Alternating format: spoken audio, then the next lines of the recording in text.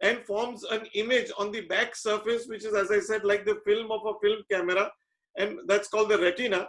And from there it is transmitted electronically by wires through the optic nerve, which is like your TV cable, which goes to the brain. So these are the things that we have to just keep in mind when I talk. Next slide. Let's move on to the commonest disease that we find, which is cataract. Now, if you imagine the previous picture where I showed you that yellow image of the lens, it is normally transparent, but it becomes opaque as we grow older. If you can see the slides, the slide which is seen, you see that pearly white in the middle of the brown. The brown of the eye is the iris, and the pupil is the space in the brown which is open. It should be black, but it's white that you can see in the lower right. That's because of the cataract which has formed. The lens, which should have been transparent, has become opaque. The more opaque it gets, the worse your vision gets. Next. So what is the treatment of cataract? Fortunately, as of now, fortunately for eye doctors, there is no medical treatment, no drops or ointments, no exercises, acupressure, urine therapy. The only treatment is surgical. And the modern treatment is by a machine called phacoemulsification. Phakos in Greek means the lens, and emulsify is to liquefy, like you put carrots in a liquidizer and make carrot juice. So phaco is the lens which is being emulsified or liquefied. But we don't tell you this before. We tell you it's laser treatment. So most people think the cataract is operated by laser. In 99% cases, no laser is used because laser is itself a very expensive tool. So what is happening is the human crystalline lens is replaced by an artificial. So we remove the lens by liquefying it, suck it out through an opening, and put a new lens inside, which is made of plastic. It's called IOL, or intraocular implant. And we put it in the same place from where the human lens was removed. So the eye looks quite normal after surgery. See on the top, that's a picture of a patient whom I have operated. And this is 2 hours after the surgery. You can hardly tell, just that white area in the pupil is now black because it's transparent again. Next. So there are no stitches. Next. We are in suspense. Sorry, Dr. Maskari, just give me a second. Yeah, sure.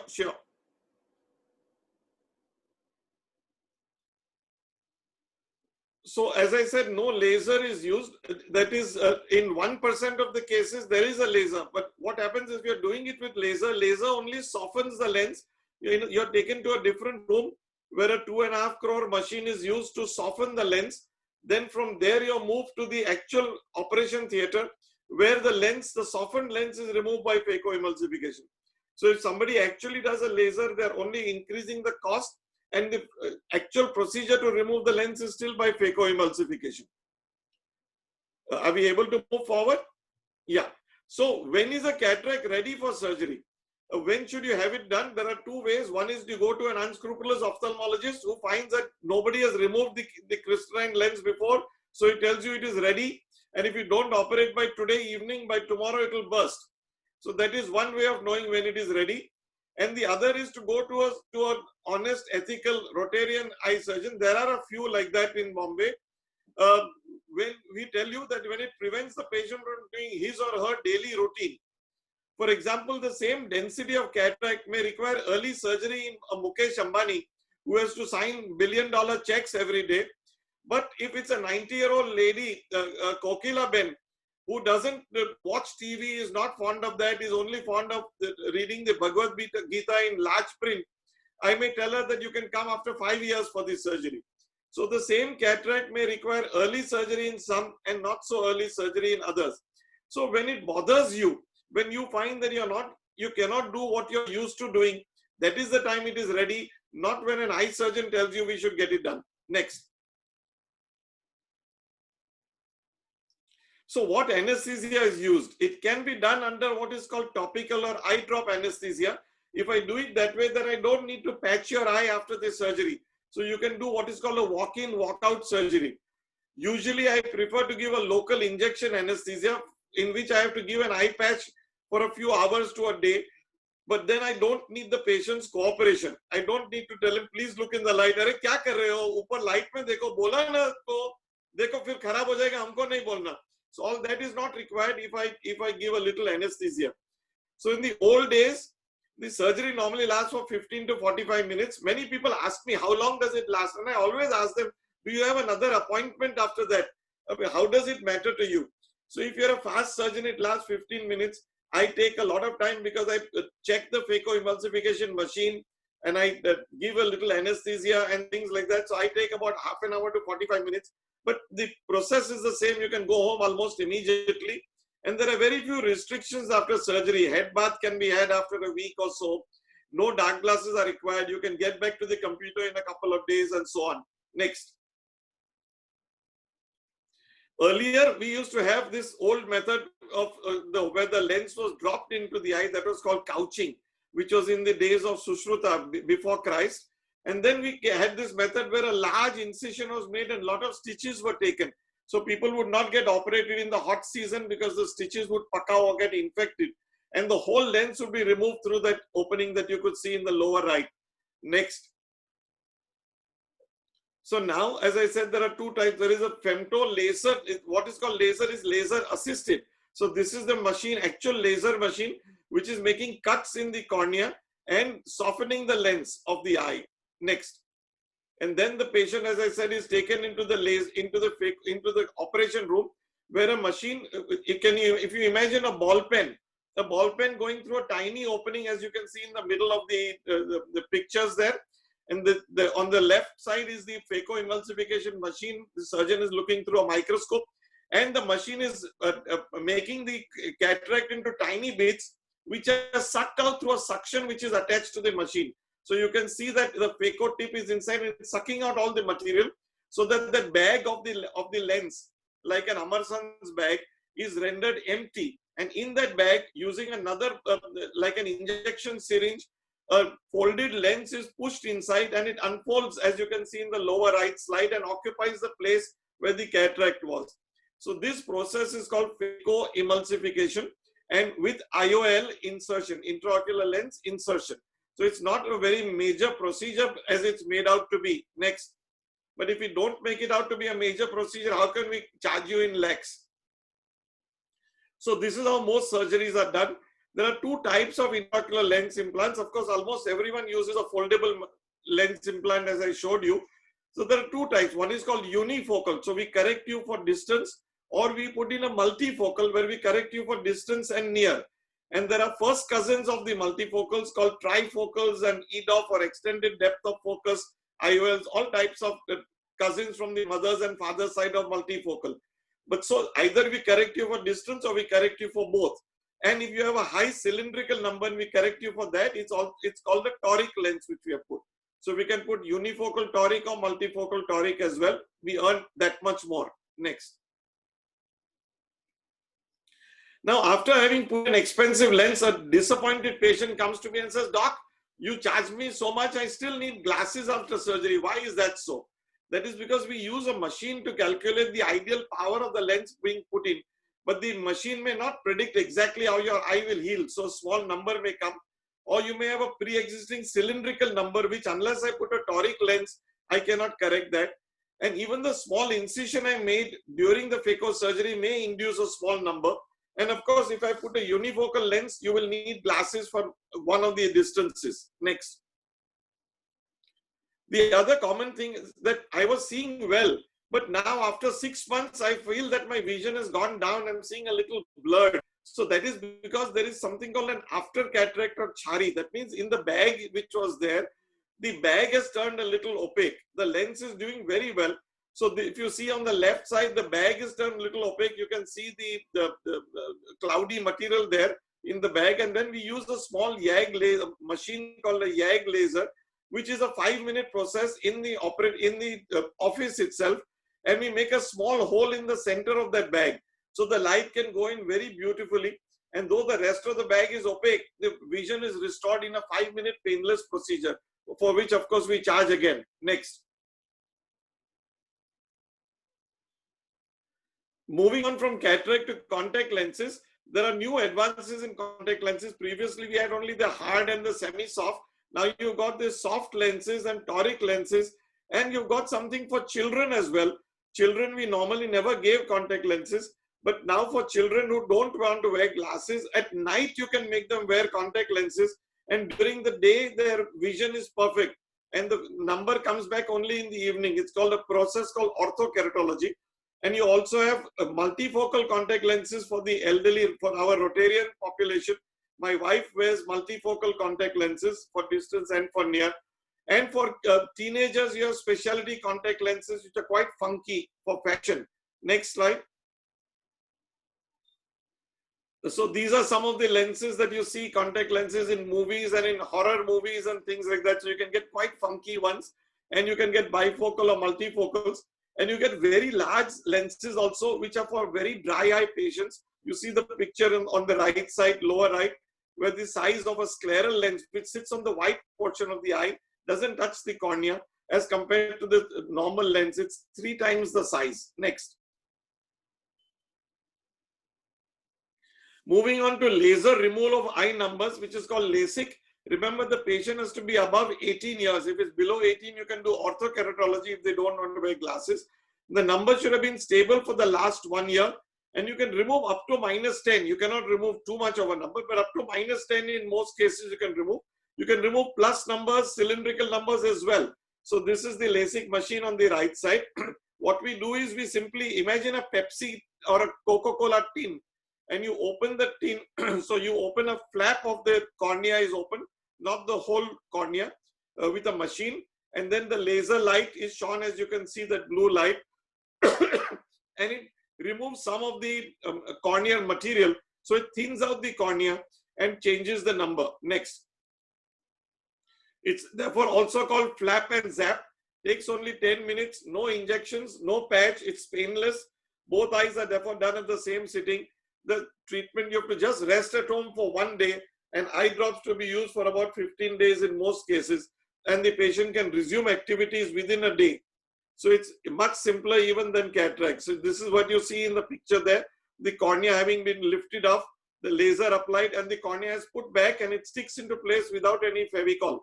No commercial interest in Pidilite Laboratories. Next. There is also a femto LASIK where that machine is not used to make the corneal cut. Everything is bladeless. So less chances of dryness than conventional LASIK, and even faster rehabilitation. That's what they claim, but it's of course much more expensive. When I did LASIK for my daughter, the SMILE had come. I was doing SMILE also, but for my daughter, I chose the conventional LASIK, and she's very happy. It's been 10 years now. So what is more expensive is not necessarily always better. Next. Moving on to dry eye. Dry eye is something which is affecting us more and more because of increasing pollution, increasing computer usage. We tend to blink less, and our tears are 60% less at age 60 compared to age 18. And as I said, because we are blinking less, we tend to get a little more dryness. We are also living longer. People didn't live to be 65, and now 65 is the new young. So long-term use of lubricant eye drops is quite safe. There are lots of drops which are available, about 200 different lubricating drops which are over the counter, just like you take Crocin for a headache. You can take all sorts of tear drops over the counter which are safe. And then there are some newer drops which are meant to improve the tear secretion from your eye, so you don't have to use artificial tears, like Restasis, chloroquine, rebapipide. I won't go into details of these, but there's a lot of exciting new developments in dry eye. Next. We have new machines now to treat dry eye, both for diagnosis, so we can diagnose which our tears are composed of 3 parts, an oily part, a mucin part, and a watery part. And we can use these machines to diagnose which of them is deficient and treat accordingly. And we have also something called intense pulse light treatment, as you can see in the lower part, which is being done. So we have new machines now to both diagnose and treat dry eye, so that you don't have to suffer for your entire life, which it used to be said earlier. Next. Moving on to squint, one very important take-home message is that all squints can be corrected at any age. Age is no bar. Ideally, of course, it should be done before the age of 5 years to improve the vision in a lazy eye, because the eye which is squinting is not being used, so it becomes lazy. And if you improve the squint by surgery after 5 years of age, the chances are that the vision will still remain poor. So it can be corrected for cosmesis at any age, and it doesn't recur if it's done properly. Many people don't get the squint operated because they feel what it will recur after some time. It doesn't happen if it's treated properly. Through Rotary Club of Bombay North, we do a lot of squint correction camps in Adivasi population in Devlali every year for the last 20 years. And we correct mainly children and marriageable age girls, because the dowry increases in girls if they have a squint. And these girls now bring their own siblings and friends for the surgery because of the wonderful success of squint surgery. So it is correctable at any age. This is something which you need to tell, especially your domestic staff and the lower socioeconomic strata who don't get their things corrected, and then dowry becomes a big problem in girl children.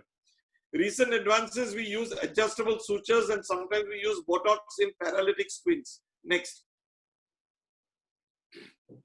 Then moving on to cornea, we have now, just like you have a CT scan, we have very high resolution CT scans of the cornea. So the cornea is composed of multiple layers, and we can make out in which layer the defect is and treat only that layer instead of doing a whole cornea transplant or a corneal change. Next. So this is corneal transplant, which is very successful. If you have a cornea which is damaged, as I told you about my Rolex watch, if the front portion of the glass gets damaged and the rest of the machinery is fine, as you can see in the left side, the girl has in her left eye the white opaque area, and in the middle slide the opacity in the cornea is in the lower part. After, we can change the whole cornea, the whole thickness of the cornea. This is a patient whose picture I've taken after 36 years, one of my first surgeries, and the graft is so clear, the cornea is so clear, and patient is seeing very well. So it's a long-term success, is very good in a corneal transplant. But the new thing is next, that if only the front portion of the cornea is damaged, I can change only the front portion. If the back portion of the cornea is damaged, I can change only the back portion. As you can see on the left slide, the full thickness transplant, but the whole cornea is changed. But on the slide on the right, you can see only the top portion, which is in blue, is damaged. I can change only that portion.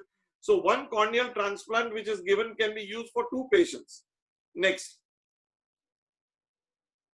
So who can donate eyes? We are having a session on skin and eye donation tomorrow from 11:30 onwards. I invite all of you to join, where this will be discussed in detail. But basically, any age, any sex, any disease can donate. Even those who have had cancers can donate. Those who have had retinal detachment surgery or cataract surgery can donate. And it's very simple. There's no paperwork required. It takes only 30 to 45 minutes for my eye bank team to come and collect the cornea from the deceased person, wherever it is, from a Jhopatpatti or a palace. They will come and collect. A small quantity of blood is also collected. Next.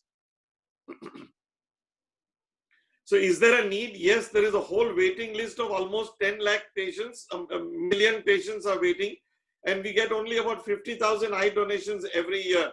That's 50,000 eyes. That's only 25,000 people donating. So backlog keeps increasing.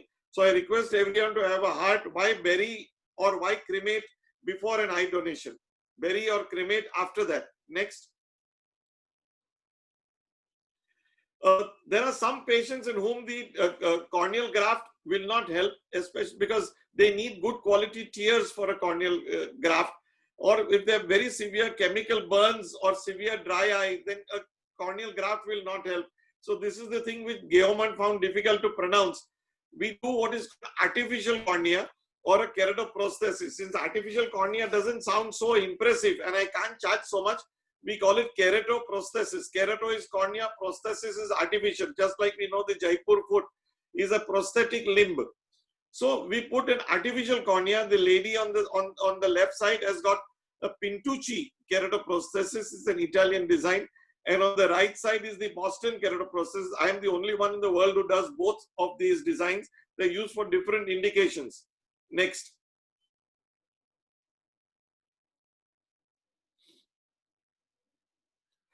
moving on to a very important one, a disease which is called glaucoma.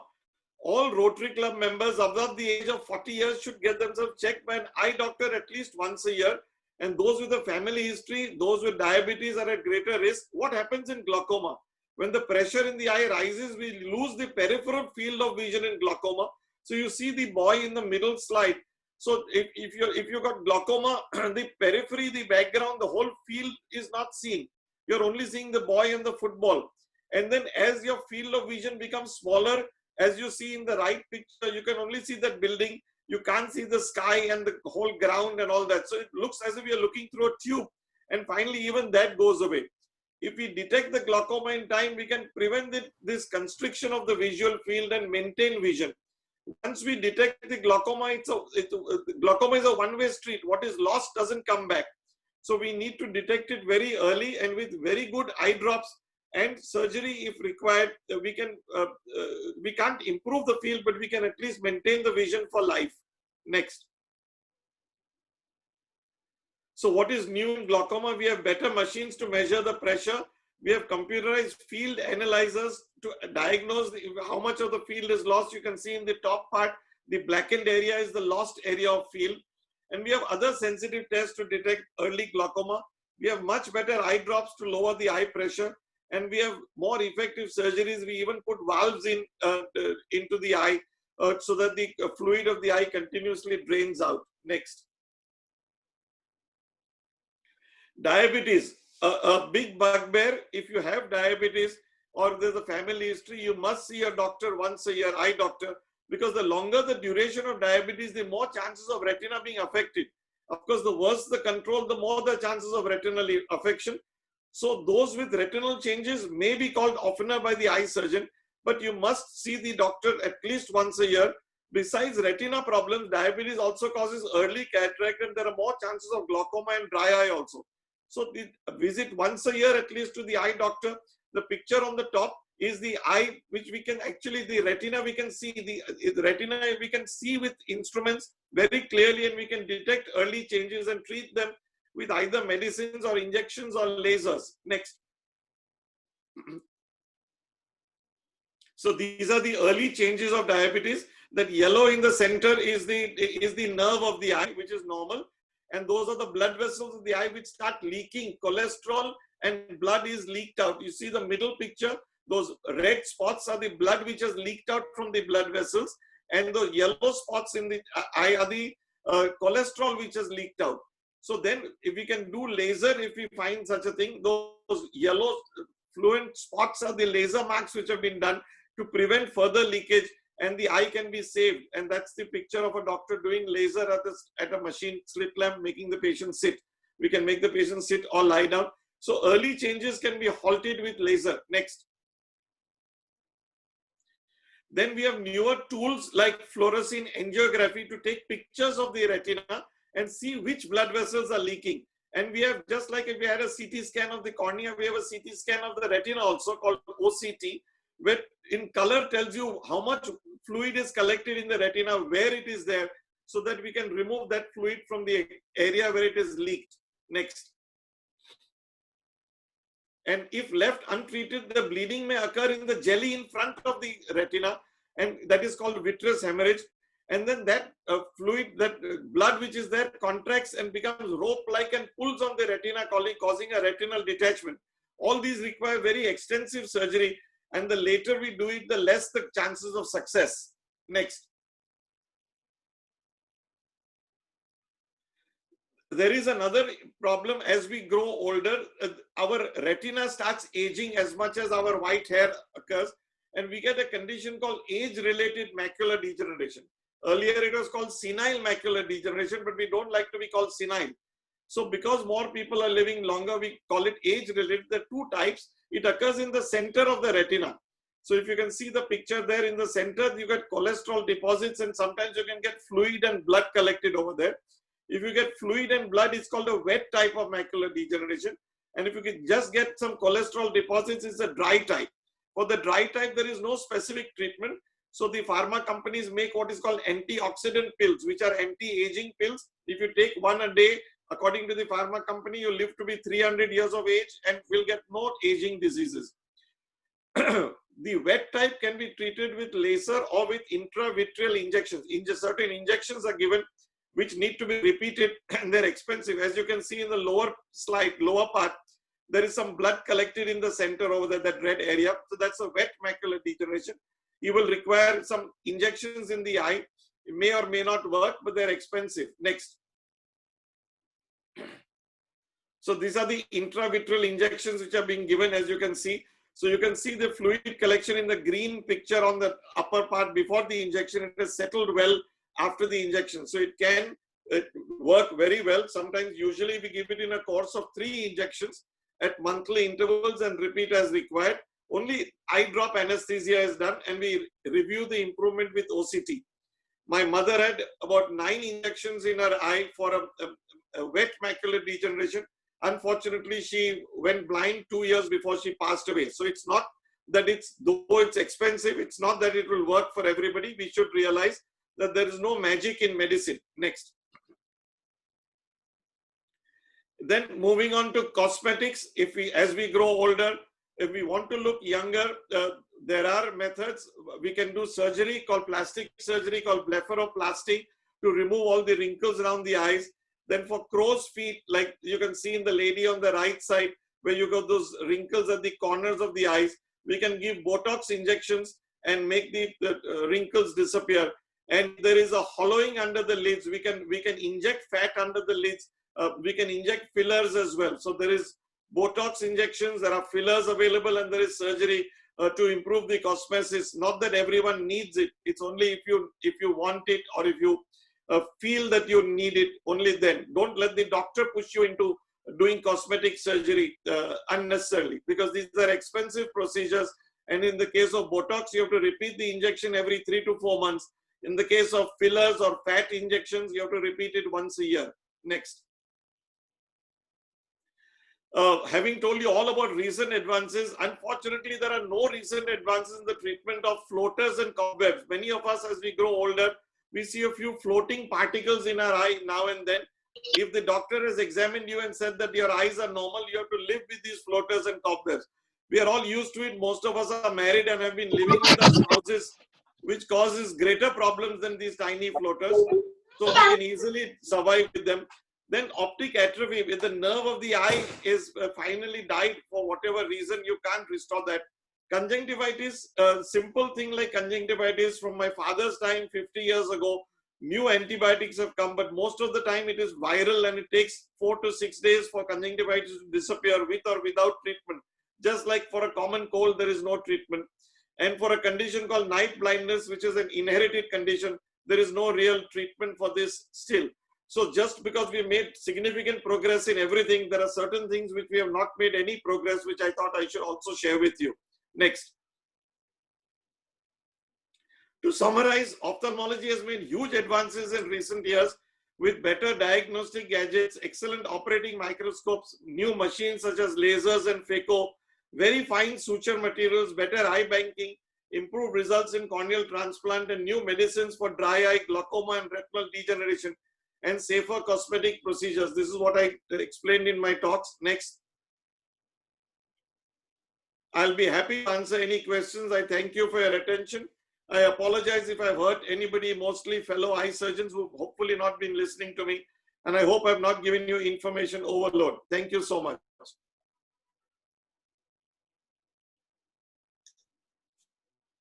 Thank you. Thank you, Dr. Maskati. With that, we are coming close to the end. But before I proceed further, I would like to welcome the Vice Chair of Rotary District 3310 Blindness Prevention Committee, Rotarian B.S. Chu, who's with us today, and he wanted to actually have your contact details and to look at your presentation. May I request Rotarian B.S. Chu to possibly unmute himself, and please also click on his video on so we can hear you a little bit. Over to you, Rotarian B.S. Chu. Hi, hello, how are you? I thought the conversation was very interesting. It was quite nice to learn a lot of things. Mr. Quresh Maskati, is that right? Beautiful, perfect. Thank you very much. I was wondering whether I can invite you to my Rotary Club to share if you are available. Sure, send me. So thank you, Dr. Muscati, for this really crisp, quick, and humorous presentation at the same time. You added those little tidbits of humor just to keep our attention going while you were giving some detailed presentations and some technical ones as well. It is said that vision is the art of seeing what is invisible to others, and through this presentation, you have actually given us a vision where what we think of what is extremely complicated can be actually seen with a simple eyes and simple understanding. And no one but you could have explained this better with the manner in which you've explained it. Thank you. Thank you. And also, you very patiently, taken questions almost as if you were in the consultation right now. And thank you for that as well. We do take back with us today that, of course, even if it's complicated, even if something gets detected, enough technology is now available wherein we can actually go for it and cure ourselves and not be afraid of losing our vision, because that is not going to be the case in most of the cases. So thank you for that as well. So couldn't have been anyone else but you, like I said earlier. Thank you for a very Thank you, Gaurav. Thank you. Thank you. Thank you.